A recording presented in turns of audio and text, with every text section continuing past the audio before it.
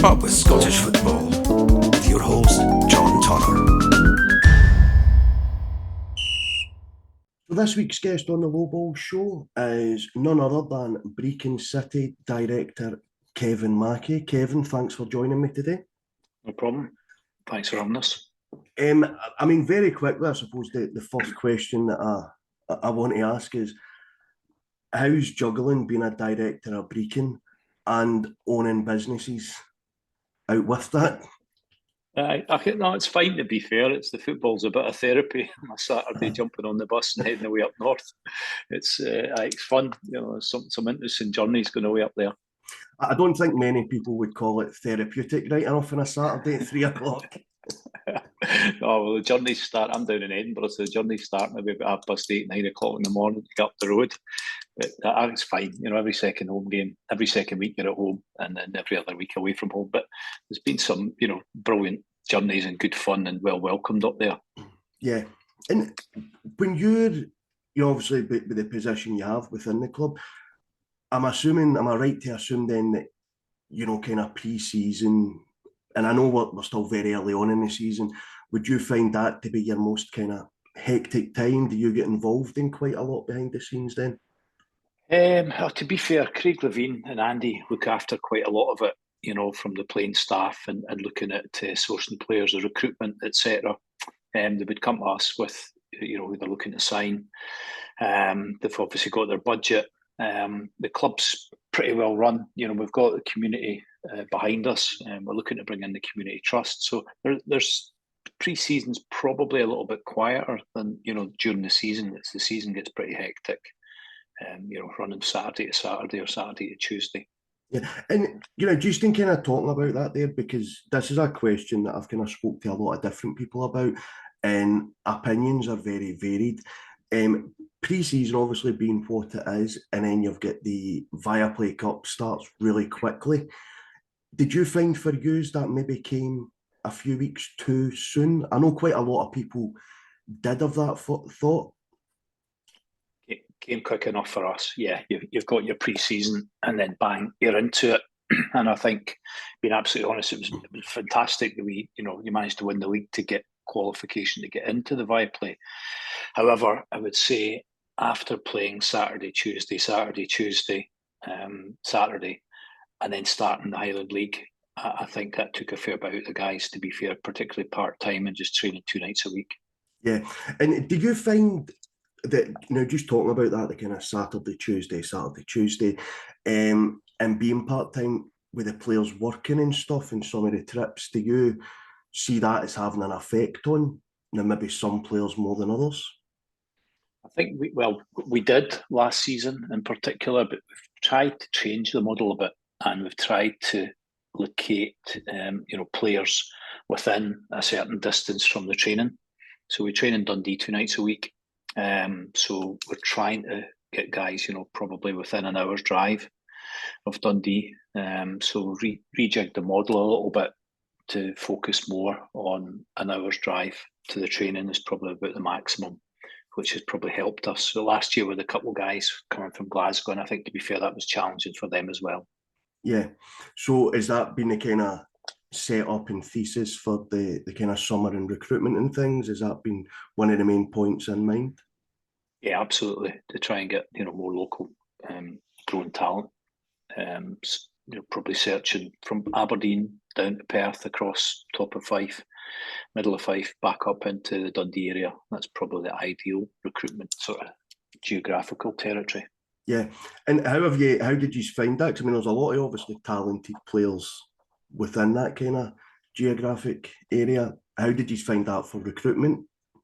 Yeah, I would say we've been pretty successful so far. We're doing everything as well as we can. We're training well on a Tuesday and a Thursday, so the standards haven't dropped. We relocated one night. We were previously training down at the Oriam, but we've moved to 2 nights in Dundee. Traveling, every second Saturday, we would travel well, eat on the bus. There's the facilities on the bus are pretty special, and that's not us spoiling them. It's probably one of the only ways you could be doing it. Otherwise, you'd be coming out and cramp, and you'd be tired, etc. Given that there's a bit of a trek heading north, so Yeah, the recruitment's been good, and the guys, I think we've had a bit of success with some of the guys we've got. I think we've got 2 or 3 players there without trying to promote them, but I think we'll find it a challenge to keep them in the next couple of seasons. And I suppose I feel like I need to ask, what's the meal of choice in the bus? It's changed. I think it changes on a week-to-week basis, but yeah, curry chicken, pasta. They get. I think the manager orders a few different dishes for them to get. So it's fortunate enough to have a bit of a cooking facility on the bus. There's a kitchen up the back, so they get looked after pretty well. You know what? I mean, a kitchen on a bus, that definitely sounds like you're spoiling them. I know. Correct. And when you're looking at the kind of changes that's happened over the years, so if you look at, I mean, remembering back in the day when it was the kind of old setup, when we had the, first, second, third division moving into championship, first and second. But now that there has been this lowland league kind of introduced and how teams get down and things, how have you found that set up in the game? Can we talk for another 2 weeks? I've got my opinion on it, and I'm quite strong on it. So I think the system is out of date. I'm pretty positive that I'm right on that one.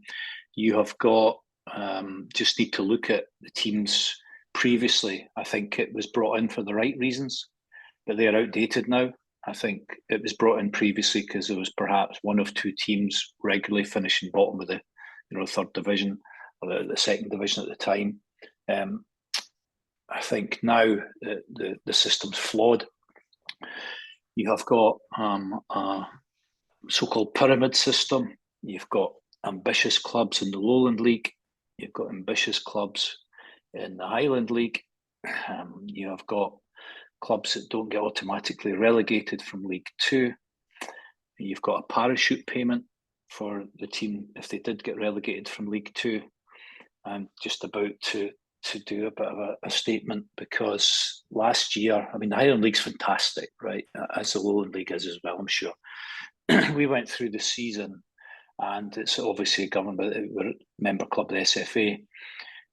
We won the league last year.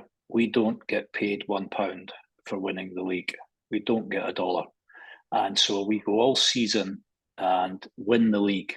And yet, if you look at League Two under the SPFL, Stirling Albion, I think, get just shy of 90,000 for winning the league. So the system's flawed, and the proof in the pudding is nobody's ever returned. So we're, I think, the first club that's ever won a league, having been relegated. But it's hugely difficult. I'm not saying it's impossible, but the financial viability of the whole setup, my concern is, if you look at the teams that are ambitious in the Lowland League and the Highland League, they can only go for so long. You can throw money at it, you can bring in a new team, you can buy the players, but if you're being rewarded zero for winning a league, then you've got to start again. It's like having to run the Grand National 3 times. Winning the race the first time's not enough. You've got to go again, and then if successful at staying on your feet, you've got to go again. And I just think it's flawed, and it's not crying about Brechin City. We'll be absolutely clear about that. I'm passionate about youngsters getting a chance and being allowed to come in and better themselves and then play further up the leagues. But that there needs to be a whole revamp. Otherwise, what you'll find in League Two is it'll become so competitive that there'll be genuine, real good clubs getting relegated who will go to the wall because they'll not be able to hit or stand the financial tsunami that comes flying at them. So you can see I'm passionate about it. I think it's insane that they won't consider increasing League Two. Yeah. I think the conference was badly promoted. I didn't agree with the way that they marketed that, but I think that the idea is correct, that these youngsters in Scotland who are playing for the bigger clubs deserve to get a chance to be playing against adults, and not just sat on the bench at an under-21s game, or getting to sit on the bench of the first team for the majority of the season. They have to be playing football, but then playing on the proposal they had for the conference, where I think the B teams would come in and they would play 3 months of the season 4 times a month for 3 months. They would play each other because there was 4 teams coming in and there's going to be play each team 4 times. That didn't make sense either, because that was just, standing still with such. So I can see no reason why they can't extend League Two, make it, a 48 SPFL league. So you've got 16 teams in League Two. You've got automatic relegation. You've got an opportunity then to have, teams a chance to come back up again. I would say, there probably needs to be a league below League Two. It's just the drop's too much. Yeah. It's too much to come down, and we've been fortunate, really fortunate that we've been able to get, put our hands in our pockets and a lot of sponsors step forward. And my frustration is that if you look at East Kilbride, you look at Trinent, you look at ourselves and a few others, we've all got aspirations to get the same target, but there's no guarantee MD will get it, and that's wrong. All these clubs are really well run. Grassroots football's affected. They could be, Scottish football could be booming, and I'm sure there's probably, if everyone was honest, I don't think there's many clubs who are not in the SPFL at the moment that have got aspirations to get the Premier League. I think, if we were being honest with ourselves, we'd be punching above our weight if we got to the middle of League One. That would be us. So I think there has to be a bit of realism. Brechin City went up to the Championship one season, but then they just, fatally fell all the way back down. But we're a part-time club, so the system for me is it doesn't work.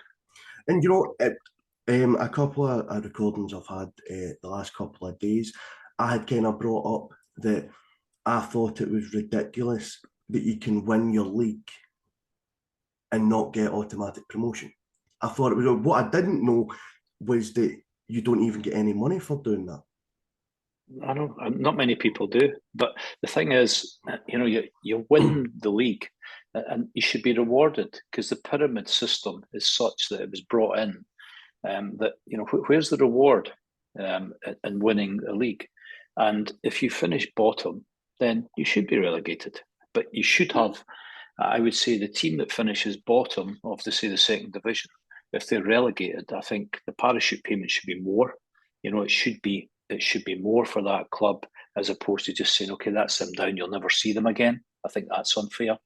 I think there should be more assistance given to try and keep these clubs financially viable for at least maybe 24 months, certainly 12 to 18 months anyway. But it doesn't make sense that you can go all season, travel, whether it's through the lowland or through the highland, but certainly the Highland League, and then you say to your players at the end, for winning, you don't get a reward.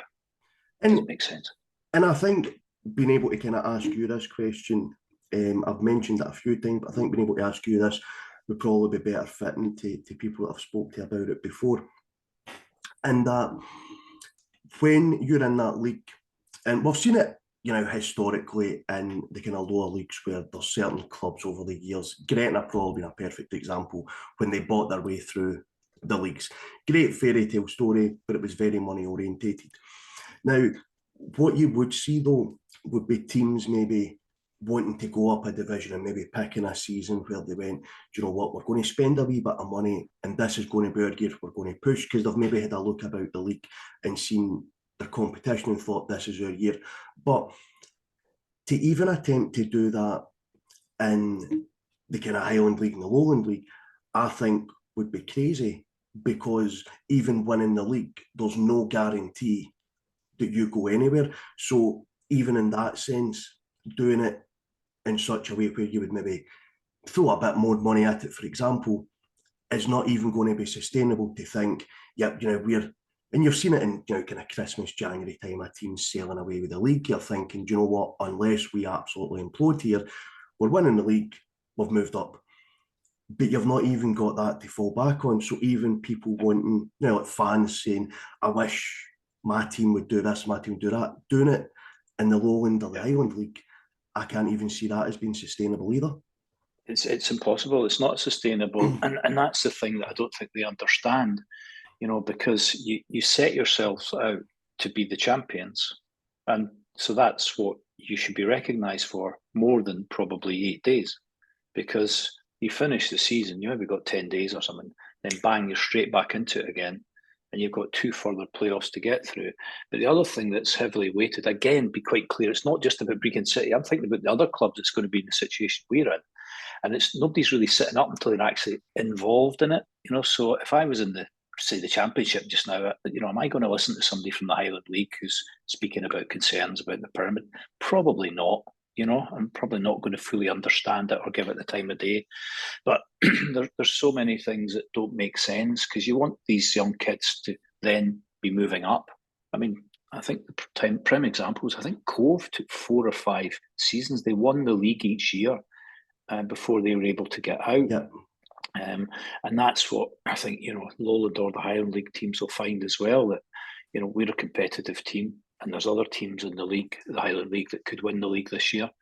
But then you've got to get out. But I think, again, probably sounding a little bit like a moan here, but Brechin City, we got relegated and we had to go to the Highland League. So geographically, that made it pretty challenging, because drive time for the players to get to Glebe Park was probably an average an hour and something minutes, but that's just for the players to get to Glebe Park. Travelling north from there, we've got quite a lot of round trips that will see us back in Perth at 10 o'clock at night. They changed the rule the next year to make sure that a team from our geographical location would never have to go up. The way they could have the choice to go into the lowland league as well. And then this year we are governed by the SFA rules, and the referee didn't know at full time that we did not go to extra time. Neither did I. So the full-time whistle goes, we're playing against Spartans. Listen, we got beat for Spartans. They deserve to get beat because they scored more penalties than us. But at full-time, I genuinely just assumed it went to extra time.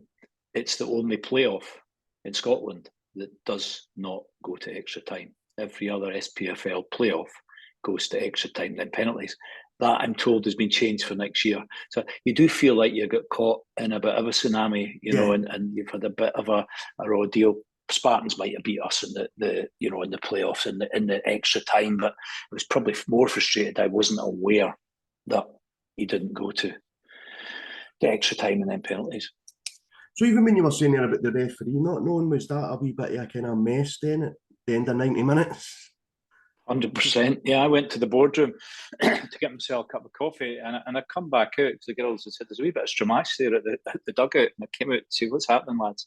And the ref was standing there, and there was a debate going on between the two managers and all that. And it transpired that, and this is where it will make some people sit up and listen.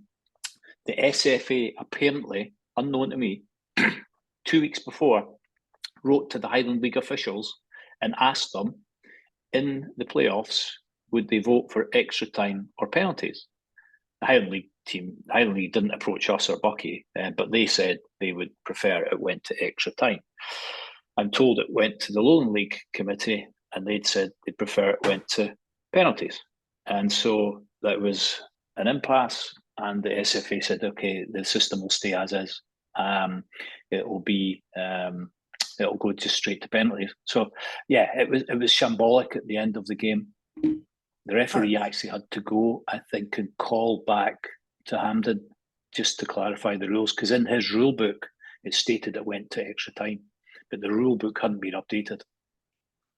I mean, that's frightening to think that your match official, and obviously he's got his kind of fourth officials and things there as well, and to think that all these people are in the one place and couldn't tell you, because obviously it's always a possibility, this may go to being a tie, so therefore what do we do? And to think that nobody had thought about that beforehand to go and check is frightening. Yeah, absolutely. Yeah, it wasn't particularly well organised.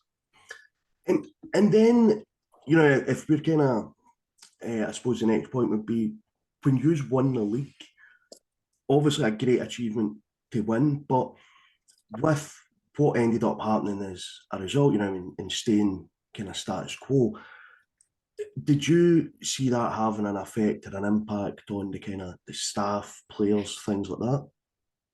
It is, to be fair. I got hit with it as well. It's quite depressing. You actually feel the emotion of winning the league is fantastic. And, like Dundee win the league and they've probably got 3 months to celebrate before they're actually play the first game in the Premier League. But, you won it. It was fantastic. But by the Monday, you've sank to a low again because you realise, hang about, we've got to get dusted down and go again, having won it. I wouldn't mind, I think, if you finish runners up and you think, right, okay, we've got a chance here, getting a second bite of the cherry. But it was, I think the players did feel as well, they'd given their all, they'd done what they were asked, but then you had to go again, That's the bit that I feel could do with getting changed. Again, they'll qualify it. Whether we finish first, second, third or fourth in the Highland League this year or worse, it's whoever wins it. They should be rewarded with monetary value and also promotion in. Yeah, and I mean, one thing that I've seen, I've had kind of many guests throughout on this, the likes of Gordon Smith's been on, I've had like Lee Bullen, Paul Lawson at Banks D was on, Ricky Waddle at Caledonian Braves, and numerous others, Steve Farrell, things like that. And one thing that does seem, and I'm not speaking for them all here, I'm just kind of talking collectively when I kind of think about the questioning and the conversations, is that the majority all believe that there should be changes in league sizes and how it works. And I think Lee Bullen, memory serving correct, probably the most vocal about it, on the kind of size of the leagues and the way that promotion and relegation and things works from now further down the leagues all the way up. So I do think it has been a very kind of universal thing where maybe how it gets changed, people's opinions are varied, but in the changes needing done. But one thing, as I say, I didn't know, so therefore was unable to kind of pose the question to anybody, or the information was that you don't get any monetary valued reward for win league, which I know we've spoke about, but I still find absolutely baffling. I don't know if we could pick another professional league in the planet that would be the case of. 100%. I think, and that's down to the SFA, I'd say, because the SPFL, I think, pay 60,000 in the parachute payment over 2 seasons when you go down. But if you go and win the league, the Highland League and the committee up there do a fantastic job, and they've not got access to the money that would be required. But I think that should be coming from, Hampden. That should definitely be something that's looked at, and it should be coming from the pot that's there. And just go back to a minute for when people were talking about the conference. We played Hibs the other night, and B team at Hibs, but the model they had, and it was brilliant to watch because they've got the guy Dan McGregor at 38 years old in the centre of defence, and he was there for one reason, not for promoting himself. He was there to coach the kids that were on that park, and that model's different class because these young guys at 16, 17, 18 are actually listening to somebody who's got legendary status, but he's there not only as a player, he's there as a coach as well. They've got the manager at the side of the pitch, and that's why I say to people when you say, the conference is just about Rangers and Celtic, that's how we're voting against it. It's nothing to do with Rangers or Celtic. It's about the future of young kids coming through in Scottish football. Yeah, and when you're saying that, I recently went over to kind of the New Love Street at St Mirren and seen their B team play Albion Rovers. And that was, just in that was kind of one thing that I picked out. Yeah, they had I can't remember now off the top of my head who it was. They had an older player playing with them, but came off quite early on. But I was kind of continuously, and if they had an older head centre back, talking them through the game. But the reason I bring it up is because the quality of them in spells was absolutely brilliant. You could just see there was that lack of, playing against grown men type of experience there, and which is also going to come over time. But you could definitely see that there, which was what I think was good on the old kind of reserve league, and where that's at, because you could see kind of under 23s and younger boys, but you were allowed to have a couple of older heads in it who could come back from an injury quite well, get a bit of game time. But the biggest thing was talk and guide these younger players through the game and kind of gain that experience. Yeah, absolutely. They're being coached, whereas I think, there should be a rule, and to be fair, Craig Levine was the one that was quite vocal on it, that, with the B teams, you couldn't have, say, like, I think last year John Suter played in a couple of games. He's originally from Brechin, but, you know, played a couple of games in the B teams, but he's just there to get himself back into the fit again. And we'd said, look, there has to be a rule where you should have a couple of overage players, but they should be signed at the start of the season, and that, you know, they're staying with the team for the season. You can't just bring them in and out. But I think that the kids definitely need an older head in there to be not just shouting it from the touchline, you know, the manager with instructions, but having somebody in there just to calm them down and watch that. And I think that's a fantastic model, you know, that you should have a couple, each of the B teams, you know, be allowed to sign a couple of older, experienced players at the end of their career that can play maybe 60 minutes, but they're actually given guidance and they've got that talent within their bodies, that, you know, that they understand that, you know, they're guiding the players, they're talking to them, they're telling them to get in the position, because that's what he was doing all game. And it was great to watch. And there's definitely plenty of players out there that are and have got aspirations to be kind of managers and are currently player coaches. So that kind of role for a couple of kind of older-headed players would probably be fantastic. Yeah, absolutely. Yeah, 100%. And looking at although I know we've started it, but only at the very early stages, looking at the season ahead, how did you find preparation and what you were looking for the season ahead going, especially after, I know we've discussed, but after the weekend of last season had its massive highs, but then I suppose it's fair to say ultimately a big low. Yeah. I think we came in. I've got this saying in life: as long as you're always improving, you're always learning, you'll get there. You know, as long as you don't think that, and nobody's been born yet who knows everything. So as long as we just keep learning and we keep looking to tweak it, as long as we're forever just trying to say, like, you know, strengthen here, strengthen there. And I think this year, you know, we were hit with a few things that, on reflection, we probably should have been a bit more vocal about. You know, we finished the season playing, you know, some weeks we're playing 3 and 4 games. It was pretty challenging. And then we won the league with 3 minutes to go, you know, we scored the winning goal. So I think this year, you know, it will be really tight again. We've learned a lot. We've probably learned to maybe just freshen the squad periodically, you know. There's guaranteed up there as well in the Highland League. There'll be a lot of games from November through to probably March that are cancelled. So we've got to be prepared again. You know, there'll be midweek games coming thick and fast in March and April. But yeah, we learned a lot. And you had mentioned there about being vocal. And yeah, if you don't mind me asking, in regards to how the season ended, in regards to the way the kind of league set up and that was, is that something that you maybe wished you were more vocal on? Like, not just you personally, but as a club? I wish we'd won. I wish we'd got through the playoffs and that then I could have been real vocal. But, you know, I'd be sat there thinking, oh, wait a minute, you know, so I was tempted, but I just thought, wait a minute, just take it on the chin, you know, because you've not won. So I would be thinking the same if I heard somebody else coming out crying over spilt milk when they didn't get the result they wanted.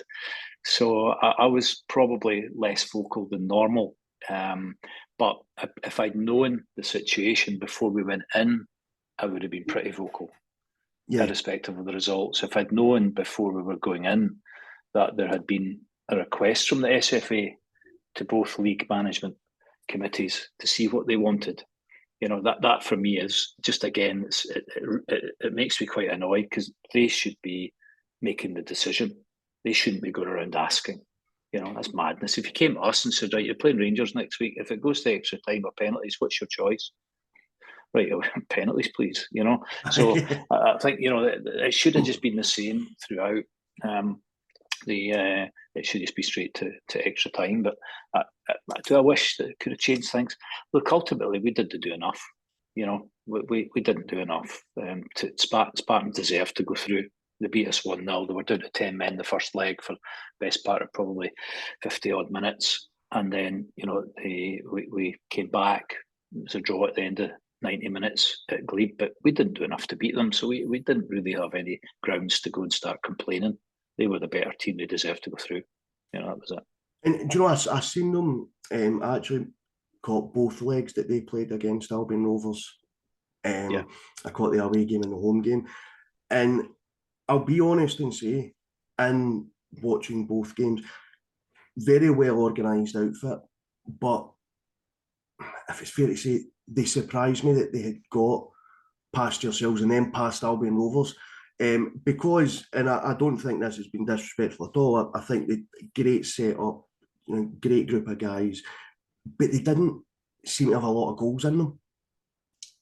And even now, and I actually had this conversation the other day, I think that they are a great kind of outfit in a combined unit, but will struggle because I think they rely on the kind of same one or two players for goals.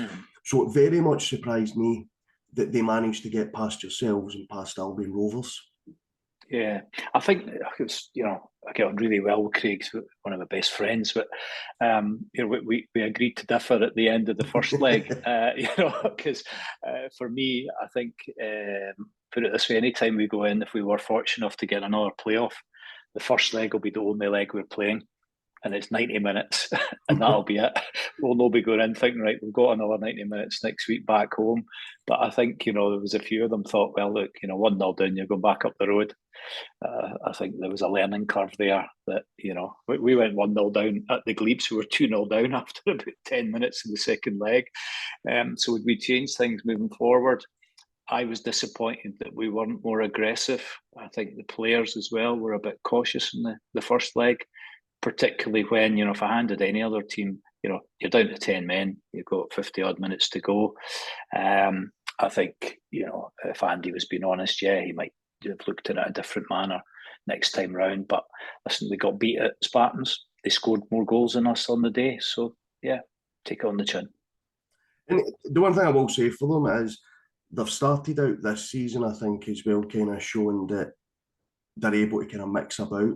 Well, I mean, the result against Dundee United was, granted, I think Dundee United were playing with about 6 or 7 players that hadn't played a game at all, hadn't really trained much together. I think their goalkeeper and, memory serves me correct, their entire back four was new. They hadn't played together and things, but you still have to kind of go out and get the result, and they kind of definitely did go out and do that. Yeah. I think as well, to be fair to Spartans, I think, and it's not been disrespectful to them, but I think they deserve, like they've done the hard bit, they've got themselves into League Two, and it shouldn't be just looking over their shoulder now every week. If that league was different, if it was bigger, you'd be able to take their foot off the gas and say, we've done the hard bit, maybe give us a chance to find our feet here. Yeah, we'll need to make sure we don't finish bottom of the league, but, get time to adapt.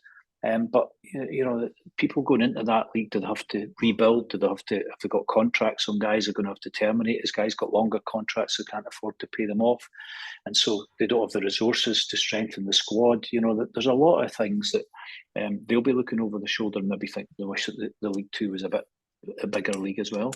Yeah, and do you know what's a fair point, because I do think as a new team getting in there, they must kind of look and go, right, what do we have compared to other teams in regards to, players, staff, and then it's got to go in, because, and I suppose you'll be able to tell me far better than I'll know, but you would, again, I would assume, need to look at sponsorships and things with going up a league. Do you look for more sponsorships? Are you looking for differences because you'll need to sustain, maybe some different players that are commanding higher wages, and therefore this money's got to come from somewhere? Yeah, correct. Yeah, the distribution of the pot, having to get better players is the only way you're going to stay in the league. And if you're if you're up there, and you've not been rewarded for winning the league, so don't forget that if say we had went into the second division, where you're kind of at a financial disadvantage before you even get in, because you're not rewarded for winning the league, and you're expected to strengthen the players again. So that Spartans are probably, I'm not sure what they get for winning the Lowland League, but it might be $5,000. I'm not sure, but it's not significant monies. So they'll have a bit of a job to do as well, I would have thought. Yeah, and I would say probably the only thing, I'm not sure if it was like yourselves, but definitely the games against Albion Rovers. I know Albion Rovers' home game, tie against them, sold out, and there was quite a decent crowd, I think, at 2,500, 3,000. At Spartans for the first leg. So I know it's definitely not a massive thing, but that kind of pot of money coming in probably wouldn't have been expected as well. You would probably find it to be stretched a lot more than you want to. Yeah, absolutely. Yeah, I mean, there was big crowds when we played Spartans at both games as well, which was a big help. But fantastic for the community. Don't get me wrong. The one thing about them, the spirit and everything else is really good. The Yeah. atmosphere was different class. Same up at Bucky, to be fair, for Brechin. And it's funny when you're talking about the community thing. And again, the only reason I go back to Rovers is because you said that when Rovers went in the, so I'm from Coatbridge, so when Albion Rovers were getting into the playoff, and obviously it was dubbed kind of locally here as the biggest game in Rovers history, obviously knowing the repercussions of what could happen. And they put this cry out for the community to get together and go. Albion Rovers, and they've probably never had this in their history, their ticket service online went down because there was that much traffic going through it. They had to put on extra staff at stadiums during the week for people that couldn't get online to get down and get tickets, and they sold out. And they sold out, I think, online in about 13 minutes. But the reason I'm saying this is because, so the community got behind them. Albion Rovers, as we know, went down and get relegated. Now you look at Albion Rovers and the community's nowhere to be seen. My question, I suppose, for yourself, and I know you can't speak for Albion Rovers, but it's more of a general question. How frustrating is that? Yeah, we had. It is frustrating. To be fair, the community trust and the community has come out and supported us. So we've probably the biggest increase in gates last year in Tayside, and we're probably averaging 500 a home game, which was perhaps double what they were getting before. I think it is frustrating though. We probably had a couple of thousand, the majority of them being home supporters for the tie against Spartans. I think we would, as directors and committee at the club, would love to be able to give them slightly better facilities. And you're not just coming to stand on a terrace or sit in a stand.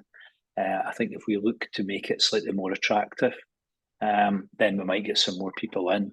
But it is frustrating, that we have grown, so we can't be negative. We've come, quite a fair distance. I would, as long as I'm chairman, I'd just love to be able to give the community the opportunity to see if we can get back into the league. Yeah. To then see, that we're heading south and the players have not got so far to travel on the away day, etc., as opposed to the journey north. I mean, our fans, we probably we fill every away bus, supporters bus and cars and people going on trains. So probably average last year, other than the final game against Bucky, where I think we took 1,000 up to Bucky, but we averaged, I think, 100, each away game, which is pretty damn good. Fairly resilient bunch of fans. And that's the thing, as I say, we kind of travelling about to different grounds. 100 is kind of massive. There's been many games I've went to where I went into the away fans and there's been about another 12 people in that part. So, it's very, because it is dedication, because, and you know what, I'm very honest with it, as much as I travel about, as much as I love low league football, you're not going to find your Man Cities, your Liverpools, your PSGs. Now, that's not the kind of football you're going to see. You'll see some great spells of football. You'll see some wonderful pieces of play. But for me, I think it's the determination and the players. It's seeing, the players are putting their all into it. But one thing that I've found, and I don't know, I haven't been to a Brechin game this season at home. I've seen these away against Hamilton, which I thought was kind of very unlucky for yourselves, because there was massive spells of that game where I thought yous were going to score. There was many occasions. I was just difficult trying to be neutral and where I was sitting. I think I had Colin McGowan sitting in front of me and the other Rovers directors behind me. I think yourselves were over to the side, so I just very much applauded any nice piece of play that I seen. Although it was interesting because David Martindale, I know Hamilton had them the kind of week after him, he was sitting in front. Yeah, he very much sat and spoke a lot, but obviously sat with a couple of members of staff, I'm assuming, and they recorded every single corner that was had. Right. But the reason I'm saying this is because they recorded every single corner that went on, but then sat and spoke for the rest of it. So anything else that was happening, they seemed to be obsolete and unknown. It was really just set pieces, which was where I assumed they were going to look to kind of hurt Hamilton moving forward. The point I'm trying to get to there, sorry, was that one of the big things that I've seen is a lot of flat terraces. You know, kind of standing there, and there's seeming to be this, and I'm not speaking about any club in particular, I think it's quite universal, there seems to be this bit of a gap between the terraces and the players, the staff. And I don't know if that's something that's, you know, over the years is starting to kind of grow a wee bit. And certain kind of walks. Do you find any kind of flat terraces as if there's a kind of distance between yourselves and the fans and things? Yeah, I think it's probably different in the Highland League. You know, the fans are pretty close to the action. They're probably less than a couple of meters from the touchline, so they can be quite vocal. But you're right, at some of the grounds, you know, I do think that the atmosphere's hoovered out of it because they're a fair bit away.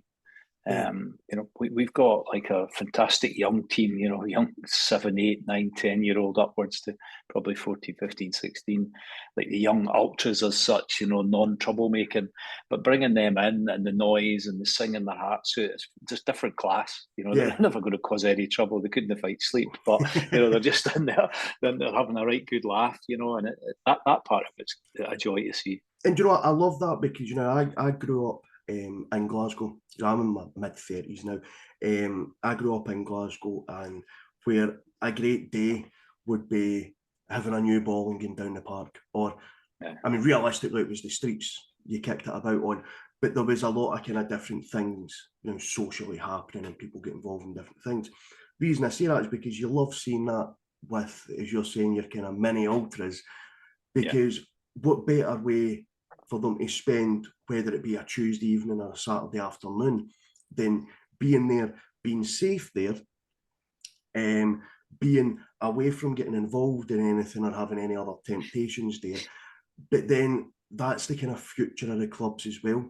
And I love when you brought that up, because not every club has that same idea. No, I'll actually get them brought into the main stand when we're playing some of the sort of tougher opposition, and they belt their hearts out. And it bursts Craig Billevine's brains, it bursts some of our older fans' brains. But it's actually pretty good, you know, because they're right next to the way directors. They just sing their hearts out, and they've got the drumming, you know, beating the drum and everything else. But listen, they're not doing any harm. It brings a real buzz to it. You know, I was actually just thinking this morning, we need to start allowing them to move at half time down to the end that we're attacking, you know, because we've been pretty regimental about the stay in one area. It's not like they're, you know, Italian casuals, you know, and their average age is 35. So, you know, these ladies' average age is probably 10 years old. But that is, you're absolutely right. It's the future. And if we can embrace it, and, you know, as I said, we don't get everything right. But as long as we're adult enough to say, I called that wrong, but at least we tried something innovative, or we tried something new. And if we listen to them, because they are our future, you know, we you know, you need to guide them. You know, you can't tell them what to do all the time. You just point them in the right direction. I think then you get a bit of respect back. You know, and look, they're having a day out. You know, you wouldn't be able to go to Ibrox or Parkhead or Tynecastle and, you know, arrest everyone who's bawling and shouting and swearing. You know, there'd be an empty stadium. So, you know, not that these. I mean, I heard them swearing the other night, and I'm thinking, oh well, here we go. But you know, they're enjoying it. You know, as you say, they're off the streets. They're burning energy. They look forward to it, and you know that's most important. And you know what? And just in talking of swearing, yeah, okay, it's maybe not great, but there's a lot worse things they could be doing than saying a word they shouldn't. Correct, 100%. If that's the worst thing they're ever going to do in their life, I think a lot of people would be very happy. Yeah. They tick the box. Yeah, exactly. And the result's been a success, without a doubt. So just, I really appreciate you spending the time today. The kind of final wee part that I'd like to ask would be, if I was to ask you to look at the championship is there a team in that you would perhaps pick that you think is going to win that league or be there or thereabouts come the end of the season? To be fair, I would probably say, Dundee United. I think, Jim Goodwin, did I, who am I to say, but I wasn't sure if he made the right decision jumping out of Aberdeen and going into United so quickly. It's just from a personal point of view, I don't know Jim, but I think the setup and giving somebody time, to get the team that they want, I think it would be a failure if Dundee United don't win that league this year. And that's no disrespect to the opposition, but do you know, I totally agree. I mean, I do think though any championship side with Lewis Moulton, Declan Gallagher in it should really be looking at nothing other than winning that league. Is really going to be good enough. If we jump to League One, and I was to ask to pick a team there. So I would say, having watched them a few times last year, it would have to be for me. It would be Falkirk. I thought, Falkirk. We watched them because young Max was there last year on loan from St Johnstone, and John McGlynn had them playing pretty quick, exciting football. We were at one of the games against Dunfermline at East End, and stadium was pretty full, fantastic atmosphere. So I would say that they're probably kitted out that they'll see themselves as a failure if they don't go up this year. And you'll know why. I kind of went with Hamilton, only because when I went there and I seen the setup, that was who I'd picked. But Falkirk was my second, because I did say it would be an interesting league, because I think it's two teams that will both feel like it's a failure if they don't go up. Yeah, and 100%. And if they don't win the league, and I think obviously both of the teams can't win the league, so it'll be interesting to see where that goes. And I think in that league, it's maybe going to come down to consistency. Yeah, I think it'll be one of the two. I would say, one of the two that'll come out of it. And then the final one would be League Two. So I'll go first in this one. My pick for League Two was Dumbarton. Just the one I was waiting for. I thought last season they were away with it.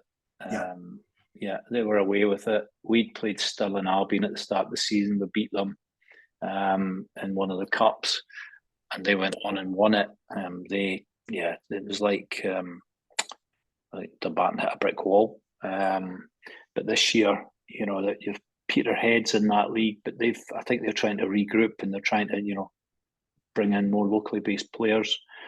Spartans is in there, Bonnyrig's in there, Forfar's there, but I would have thought that Dumbarton would be my choice. That's no disrespect to Raymond at Forfar, would know well, but I think Dumbarton should be there or thereabouts. So, and it's just to kind of give you an idea on the guests that I've had on, that league is the one that's been completely split down the middle. Now you've went to Dumbarton, between Dumbarton and Forfar. Right, okay. It's been completely split. I was the same as you. I kind of thought last season Dumbarton ran away with that a wee bit, hit a brick wall. And actually having Steve in the show recently did say that when they played Albion Rovers at home, he says it was 5-0, but it was going on 10-0.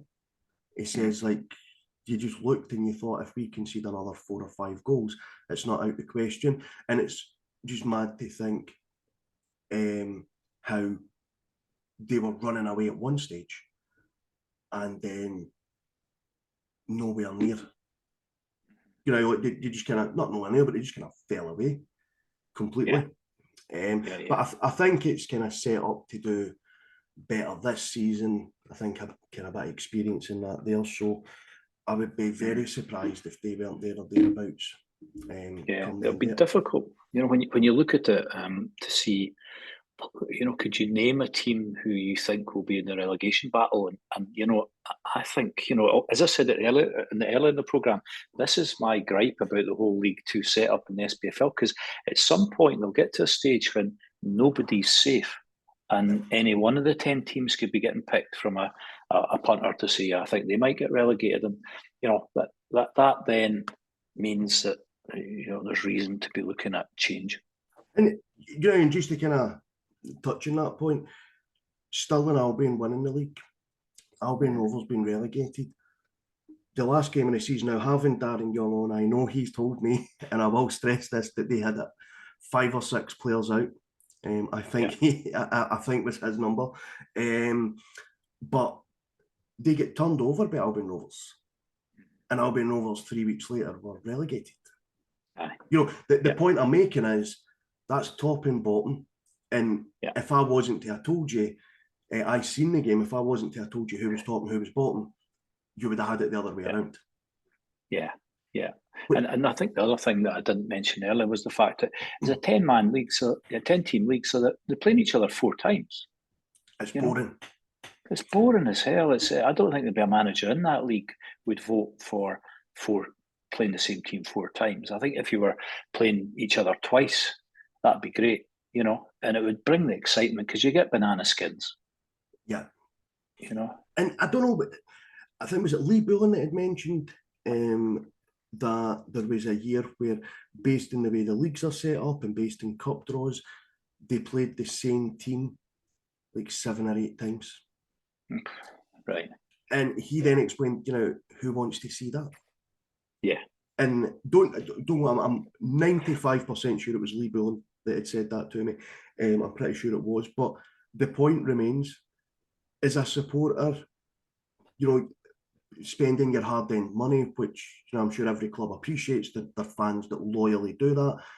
But then do the fans go, oh, what's this? We're playing them again. This is the 4th, 5th time in the last umpteen months. I don't really know if I can be bothered with that. Whereas something new brings something exciting.